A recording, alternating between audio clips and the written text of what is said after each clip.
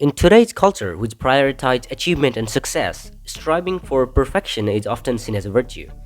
This mindset is especially pervasive in our customer-driven society, where the ideals of flawlessness and excellence are consistently marketed and glorified. All the world's leading companies like Tesla, Apple, Toyota, Nvidia, Starbucks, and many more demonstrate all their greatness to this single characteristic. Consumerism thrives on the promise of a better, more perfect life. Advertisements are filled with images of perfect bodies, perfect homes, perfect lifestyles, perfect partners, and perfect jobs. This culture creates a powerful narrative. Do this thing and you will be one step closer to perfection.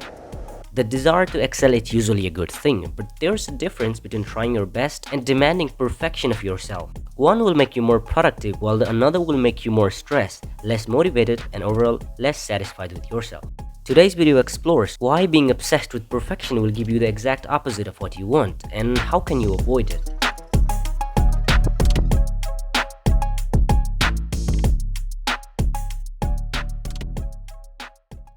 Perfectionism or idealism is a trait that makes life an endless report card on accomplishment or looks. The truth is, we all are perfectionists, but to some extent. Someone is more and someone is less perfectionist than the others. When healthy, it can be self-motivating and drive you to overcome adversity and achieve success. When unhealthy, it can be a fast and enduring track to unhappiness. Perfectionists often achieve a lot, but their drive can also lead to low self-esteem, wasted time, and strained relationships. They focus on what they should be doing rather than what they're actually doing, creating situations where the outcomes are either perfect or failure, with no room for anything in between. This mindset makes it hard to reach goals with minor imperfection and can make you feel like a failure even when you do a great job. However, there is one thing we need to be aware of. Striving for a high degree of success isn't necessarily a bad thing. There's a key difference between aiming for excellence and insisting on perfection. In fact, adaptive perfectionism, or which we call healthy perfectionism, which involves conscientiousness, organization, striving for excellence, and ambitious goals, is linked to career success, high self-esteem, happiness, and greater life satisfaction. In contrast, unhealthy perfectionists are more focused on avoiding failures rather than achieving success. Adaptive perfectionists seek growth, thrive on challenges, and excel at problem solving. For them, their perfectionistic traits are a strength rather than a weakness, which is the exact opposite in the case of unhealthy perfectionists. Unhealthy perfectionists burden themselves and others with impossibly high expectations. They are quick to criticize mistakes and often procrastinate due to their fear of failure. They disregard compliments and fail to acknowledge their own successes, consistently seeking validation from specific people in their lives. Perfectionism can originate and present in different ways. Some people will display perfectionistic tendencies in almost all areas of their lives, while it may be content to just school or work for another person. Here are the three types of perfectionism explained by multidimensional perfectionism scale. The first one is self-oriented perfectionism. Self-oriented perfectionism involves holding oneself to high standards. Unlike other forms of perfectionism, it is often healthier and can lead to positive outcomes. People with this trait are usually high achievers and driven by their own goals, using their high expectation as motivation for personal growth and successes. The second one is socially prescribed perfectionism. Socially prescribed perfectionism arises when individuals internalize the expectation imposed by the others or society.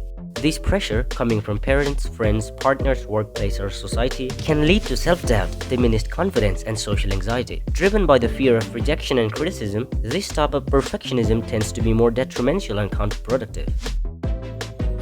And the last one is others-oriented perfectionism. Others-oriented perfectionism is when you set high standards and expectation for those around you. People with this tendency can be very critical and demanding, which might lead to the frustration and conflict. This approach can strain relationships and make it difficult to build close, trusting connection with the others. Perfectionism often begins in the childhood, seeded by high expectation from parents, teacher, or society. Their early success reinforced the belief that the only perfect results are acceptable. Over time, this belief system became more deeply ingrained, shaping one's self-worth and identity. It is driven primarily by internal pressures such as the desire to avoid failure, or harsh judgment. There is a clear social dimension to increase in perfectionism, which has grown significantly among young people over the last 30 years, irrespective of gender or cultural background. There is some evidence that perfectionism has become more common over past several decades. A 2019 meta-analysis of self-demanding behaviors and trait among college students in Canada, United States, and the United Kingdom revealed that the rate of perfectionism increased significantly between 1989 and 2016. The rise can be attributed to the greater academic and professional competition. Additionally, the extensive reach of social media plays a crucial role, promoting harmful social comparison. Perfectionists often exhibit extreme sensitivity to the needs, preferences, and expectations of the others, coupled with deep fear of causing disappointment. This acute awareness and fear drive them to constantly seek approval and avoid conflict at all costs. Their tendency towards people-pleasing can lead to unhealthy, codependent relationships where they prioritize the desires and happiness of others over their own self-care. In their quest to meet external expectations, they ultimately neglect their well-being, sacrificing their own needs and desires to maintain harmony and avoid perceived failure in the eyes of the others. Well, and acting like that is not gonna make people approach you anyway. It's the exact opposite. They will start avoiding you if you do that. One huge negative impact of being perfectionist is in your ability to maintain relations with the others.